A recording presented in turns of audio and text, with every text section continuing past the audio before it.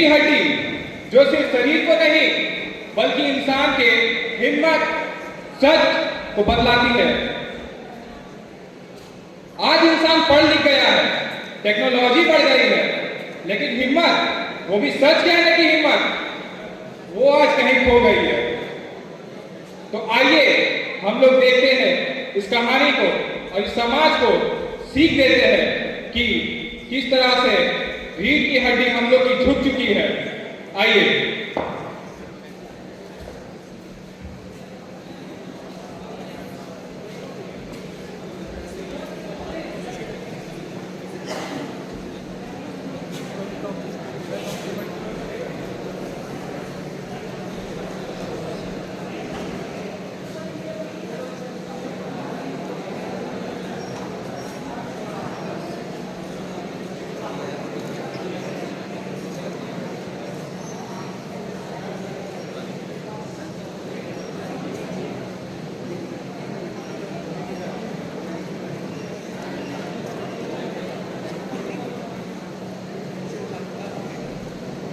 और हाँ, नाश्ता रेडी है ना?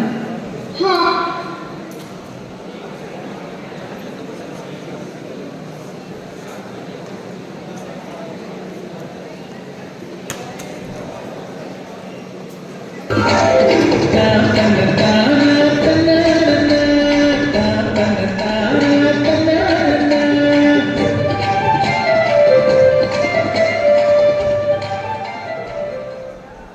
अरे धीरे धीरे चल, अब तख्त को इधर मोड़। हाँ बस बस, बिछा दूं सर? और क्या करेगा?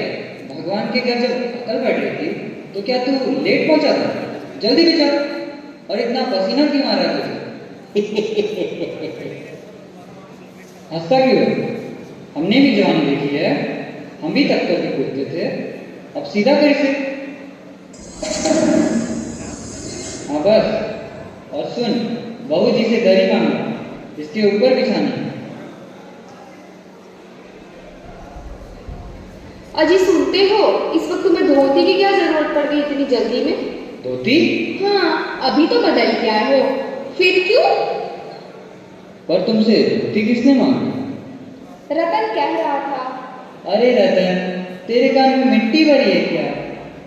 मैंने कहा था धोबी से जो चादर आई है उसे ले आ। अच्छा ठीक है, पूजा वाले रूम में बक्से के ऊपर चादर रखी हुई है, वहां से ले आ। और दरी? दरी यही कोने में रखी है। और प्रेमा जी के कमरे से हारमोनियम और सितार भी ले आ, जल्दी।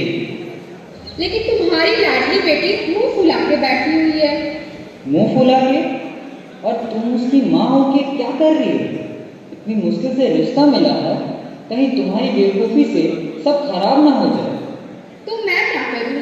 सब ट्राई कर लिया, तुमने ही उसे इतना पढ़ा लिखा कर सर पर चढ़ा रखा है। मुझे तो ये पढ़ाई वढ़ाई का चक्कर समझ नहीं आता। ग्रामाफोन जानती हो, दो टाइप के होते हैं। एक आदमी का बनाया हुआ जिसे जब चाहे बंद कर सकते हैं, और एक भगवान का बनाया हुआ, एक बार चालू हो जाती है तो रुकती ही नहीं। ओहो, हट भी जाओ, तुम्हें तो हमेशा मजाक ही सुनते रहता है। जरा अपनी बेटी को संभालो। ठीक है, उसे रेडी कर दो। पाउडर ना सही, सिंपल ही सही। और हाँ, नाश्ता रेडी है ना? हाँ, मिठाई, नमकीन, चाय, बिस्किट सब रेडी है, पर मक्खन नहीं आया। क्या मक्खन नहीं आया? तुम्हें टाइम पे कुछ याद ही नहीं आता। अब बताओ, रतन मक्खन आने जाए या ये काम करे?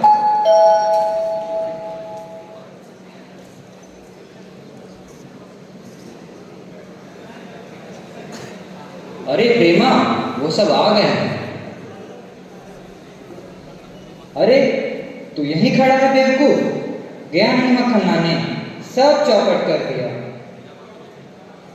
अरे उधर से नहीं, अंदर के दरवाजे से जाओ। हाँ आइए आइए। हाँ हाँ, इधर तशरीफ लाइए, इधर। हाँ हाँ, मकान ढूंढने में तकलीफ तो नहीं हुई? नहीं नहीं, कोई दिक्कत नहीं है, रास्ता मिल गया। बहुत मेहरबानी आपकी जो आप आए। अरे नहीं साहब, लड़के की शादी करनी है तो आना ही था। और कहिए शंकर बाबू, कितने दिनों की छुट्टियां हैं? जी कॉलेज की छुट्टियां तो नहीं है, मास कम पर चला है आपका। आपके कोर्स खत्म होने में तो अब साल भर रहा होगा। जी यही कोई साल 2 साल। क्या साल 2 साल? जी एक आशा का माध्यम रखता हूँ। अच्छा साहब, तो अब बिजनेस की बात हो जाए। बिजनेस? ओ अच्छा अच्छा अच्छा, पहले नाश्ता तो कर लीजिए। यह सब आप क्या तकल्लुफ़ कर रहे हैं? तकल्लुफ किस बात का? यह तो मेरी बड़ी तकदीर है कि आप मेरे यहाँ तशरीफ लाए। क्यों, क्या हुआ? कुछ नहीं। झुककर क्यों बैठे हो? ब्याह तय करने आए हो, कमर सीधी करके बैठो। तुम्हारे दोस्त ठीक ही कहते हैं कि शंकर की बैकबोन। आखिर आप माने नहीं ना? जी, आपको विलायती चाय पसंद है या हिंदुस्तानी? नहीं नहीं साहब, मुझे आधा दूध और आधी चाय दीजिए, और जरा चीनी ज़्यादा डालिएगा। सुना है सरकार अब ज़्यादा चीनी लेने वालों पर टैक्स लगाएगी। सरकार जो चाहे सो कर ले, पर अगर आमदनी करनी है तो सरकार को बस एक ही टैक्स लगाना चाहिए। वह क्या? खूबसूरती पर टैक्स? मजाक नहीं साहब, यह ऐसा टैक्स है जनाब कि देने वाले चू भी ना करेंगे। वाह वाह वाह, खूब सोचा आपने। वाकई आजकल ये खूबसूरती का सवाल भी बेढंग हो गया है। हम लोगों के जमाने में तो ये कभी उठता ही नहीं था। आपका क्या ख्याल है शंकर बाबू? किस मामले में? यही कि शादी तय करने में खूबसूरती का हिस्सा कितना होना चाहिए? यह बात दूसरी है बाबू राम स्वरूप। मैंने आपसे पहले भी कहा था, लड़की का खूबसूरत होना निहायत जरूरी है। और जन्मपत्र तो मिल ही गया होगा आपको। जी, जन्म पत्रिका का मिलना क्या मुश्किल बात है। ठाकुर जी के चरणों में रख दिया, बस खुद ब खुद मिला हुआ समझिए। लड़कियों को अधिक पढ़ने की जरूरत नहीं, सिर्फ सिलाई बुनाई करिए बस। अरे जरा पान भिजवा देना।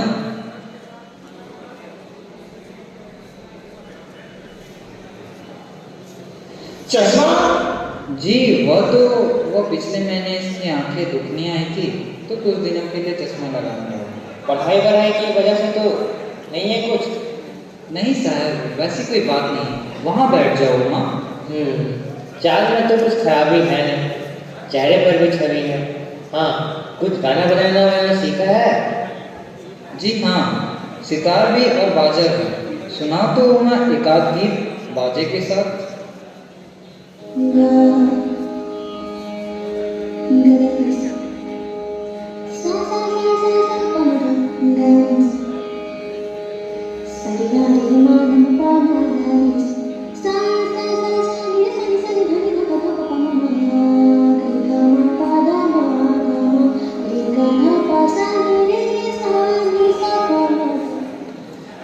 क्यों, क्या हुआ? गाने को पूरा करो ना। नहीं नहीं साहब, काफ़ी है। लड़की आपकी अच्छा गाती है। अभी ठहरो बेटी। थोड़ा और बैठे रहो माँ। तो तुमने पेंटिंग वेंटिंग भी? हाँ, वह तो आपको बताना भूल ही गया कि यह जो तस्वीर टंगी है ना, इसी ने बनाई है। यह तो बहुत अच्छा है। और सिलाई वगैरह? सिलाई तो सारे घर की इसी के जिम्मे रहती है, यहाँ तक कि मेरी कमीज भी। ठीक, लेकिन हाँ बेटी, तुमने कुछ इनाम विनाम भी जीते हैं? जवाब दो माँ, जरा शर्मा रही है। इनाम तो इसने भी बहुत जीते हैं। रुकिए जरा, जरा इसे भी तो मुख खोलना चाहिए। ओ माँ, क्या कर रही हो? जवाब दो ना। क्या जवाब दूं बाबूजी? जब कुर्सी मेज बिकती है तब दुकानदार कुर्सी मेज से नहीं पूछता, सिर्फ खरीदार को दिखला देता है। पसंद आ गई तो अच्छा है, वरना। ओ माँ, ये क्या बोल रही हो? अब मुझे कह लेने दीजिए बाबूजी। ये जो महाशय मेरे खरीदार बनकर आए हैं, इनसे जरा पूछिए कि क्या लड़कियों के दिल नहीं होते? क्या उनकी चोट नहीं लगती? क्या बेबस भेड़ बकरियां हैं जिन्हें कसाई अच्छी तरह देखभाल कर। बाबू राम स्वरूप, आपने मेरी इज्जत उतारने के लिए मुझे यहाँ बुलाया था? जी हाँ, और हमारी बेइज्जती नहीं होती जो आप इतनी देर से नाखोल कर रहे हैं। और जरा अपने साहबजादे से पूछिए कि अभी पिछली फरवरी में ये लड़कियों के हॉस्टल के इर्द गिर्द क्यों घूम रहे थे और वहाँ से कैसे भगाए गए थे। बाबूजी, चलिए यहाँ से। क्या लड़कियों के हॉस्टल में? क्या तुम कॉलेज में पढ़ी हो? जी हाँ, कॉलेज में पढ़ी हूँ। मैंने बीए पास किया है, कोई पाप नहीं की, कोई चोरी नहीं की, और ना आपके पुत्र की तरह ताक झाँक कर कायरता दिखाई है। मुझे अपनी इज्जत, अपने मान का ख्याल तो है, लेकिन इनसे पूछिए कि ये किस तरह नौकरानी के पैरों पड़कर अपना मुंह छिपा कर भागे थे। बस हो चुका। बाबू राम स्वरूप, आपने मेरे साथ दगा किया है।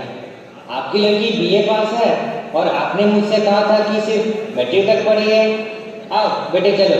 जी हाँ, जाइए, जरूर चले जाएंगे, लेकिन घर जाकर जरा ये पता लगाइएगा कि आपके लाडले बेटे की रीढ़ की हड्डी भी है या नहीं, यानी बैकबोन, क्योंकि मेरे पास तो रीढ़ की हड्डी है। मैं झुक सकती हूँ, लेकिन टूट कर बिखर नहीं सकती। बाबूजी, ये लो मक्खन।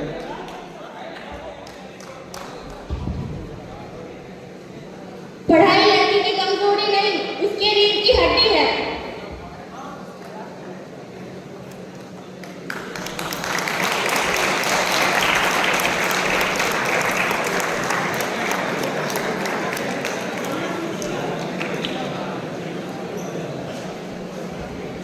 इस कहानी का संदेश बहुत साफ है।